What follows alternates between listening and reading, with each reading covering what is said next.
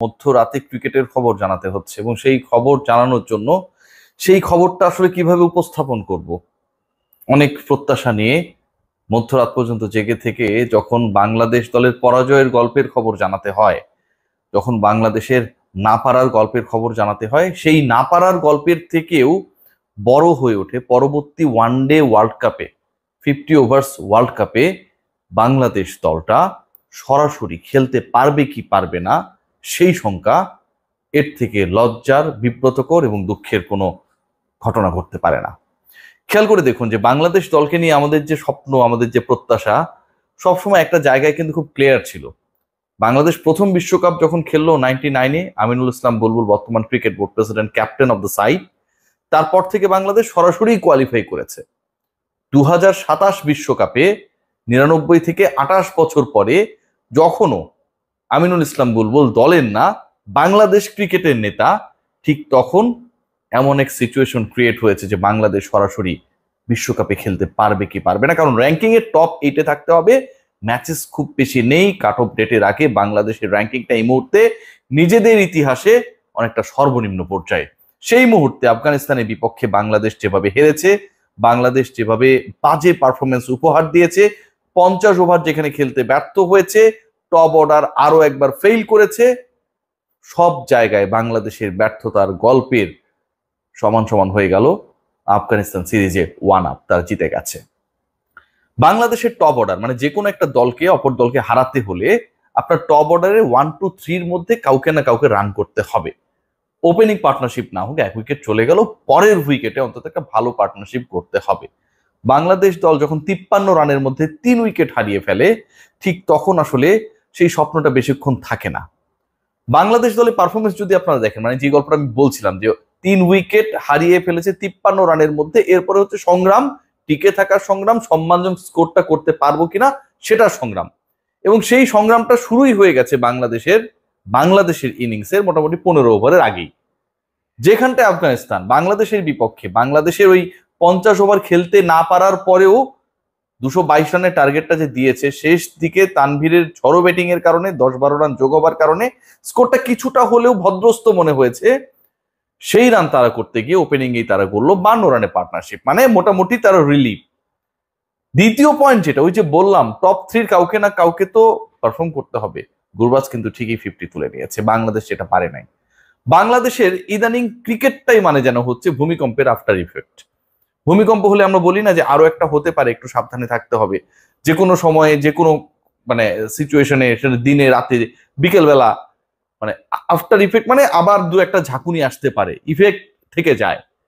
বাংলাদেশ দলের উইকেট পতনের after effect, Rashid খানের আফটার ইফেক্ট শেষ হতে চায় না। যেভাবে বাংলাদেশ শুরুতে 3 উইকেট হারিয়েছে, তারপর 4th উইকেট পার্টনারশিপ আমরা দেখেছি 17 রান প্লাস করেছে, মনে হচ্ছিল যে বাংলাদেশ স্কোর 250 ক্রস করে যাবে, এরপর আবার ধুমধাম উইকেট পতন। সেটা এতটা সিরিয়াস হয়েছে যে বাংলাদেশ শেষের 7 উইকেট হারিয়েছে 68 রানে। 68 রান তুলতে বাংলাদেশ শেষের 7 উইকেট হারিয়েছে। বাংলাদেশের শেষের 6টা উইকেট পড়েছে 52 রানে। মানে একটা সময়ে বাংলাদেশের স্কোর ছিল 206, 9 উইকেটের বিনিময়ে 210 করতে পারবে কিনা সেটাও ছিল শঙ্কায়। আফগানিস্তান 52 রানে পার্টনারশিপের পর কিন্তু টানা 2 উইকেট হারিয়েছে। এরপরে আরো একটা পার্টনারশিপ আমরা দেখেছি শাহিদি ওমরজাইয়ের মধ্যে, তারপরে আবার তারা 2 উইকেট হারিয়েছে। কিন্তু ওই যে পুনঃপুনিক যে ঘটনাটা, আফটার ইফেক্ট মানে উইকেট হারানোর পরে বাংলাদেশ যেখানে আফটার ইফেক্টের জ্বরে আক্রান্ত ছিল, বের হতে পারছিল না, সবাই আউট হয়ে গেছে, ভূমিকম্প চলমান ছিল, আফগানিস্তান পাহাড়ি দেশ হলেও তারা কিন্তু সেটাকে সামলে নিয়েছে। উইকেট পড়েছে ঠিকই, জুটি করেছে, আস্কিং রান রেটের সাথে পাল্লা দিয়েছে, মিরাজের 1 ওভারের শেষ 2 বল টানা 2 বলে হিট করেছে, তানজিম সাকিবের টানা 3 বলে 3-4 মেলে ওমরজাই এমন একটা সিচুয়েশন ক্রিয়েট করেছে যে তারা টিকে থাকলেই ম্যাচটা জিতে যাবে। বাংলাদেশের ক্ষেত্রে এটা হয় নাই, এমন ভাবে হয় নাই। যে ঘটনা প্রতিদিন ঘটে সেই ঘটনা আমরা প্রতিদিন ঘটতে দিই। এখানটা আপনি দাঁড়িয়ে আছেন, ধরেন এই জায়গায় আমি দাঁড়িয়ে আছি, আমাকে সামনে থেকে এসে কেউ মাথায় বাড়ি দিবে, এটা প্রতিদিন ঘটে।